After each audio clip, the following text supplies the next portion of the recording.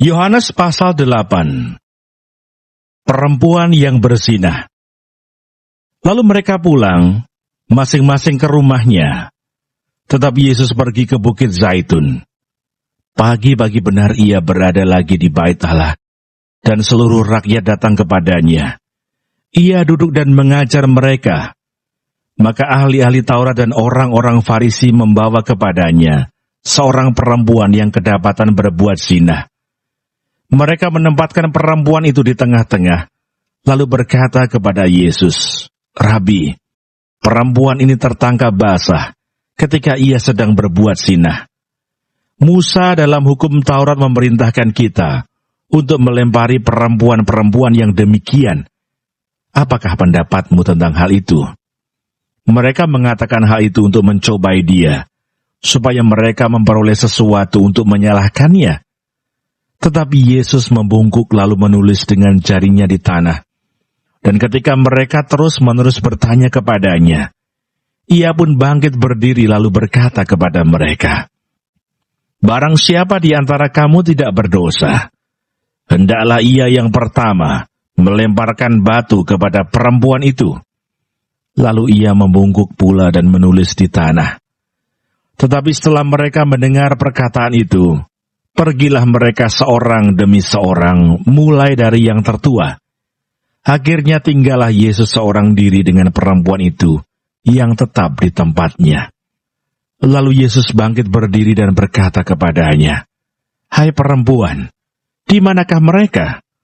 Tidak adakah seorang yang menghukum engkau?" Jawabnya, "Tidak ada, Tuhan."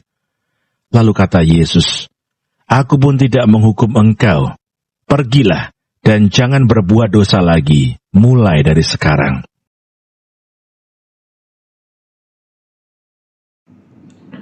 Renungan dalam kisah ini, Yesus dihadapkan pada situasi yang penuh kecurangan. Para ahli Taurat dan orang Farisi menggunakan perempuan yang berzina sebagai alat untuk menjebak Yesus. Jika Yesus membela perempuan itu, mereka akan menuduhnya melanggar hukum Taurat. Jika ia menyetujui hukuman rajam, mereka akan menuduhnya bertentangan dengan ajaran kasih-Nya.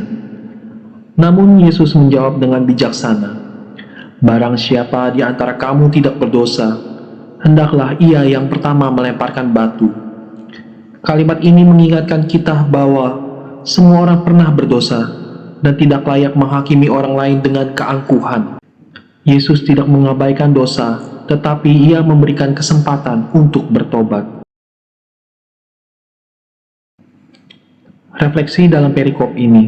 1. Tidak menghakimi. Seberapa sering kita cepat menghakimi orang lain tanpa melihat kesalahan diri sendiri?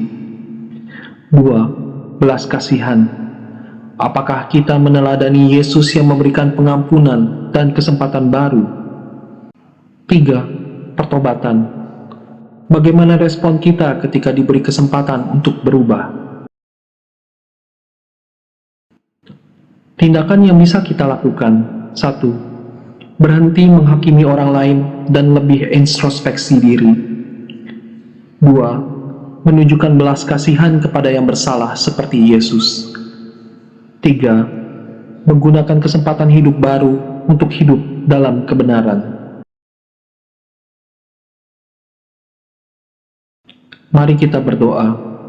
Tuhan Yesus, terima kasih atas kasih-Mu yang membebaskan dan memulihkan. Ajarilah aku untuk tidak mudah menghakimi, tetapi selalu sedia mengampuni seperti Engkau. Tolonglah aku untuk hidup dalam pertobatan dan menjauhi dosa. Amin.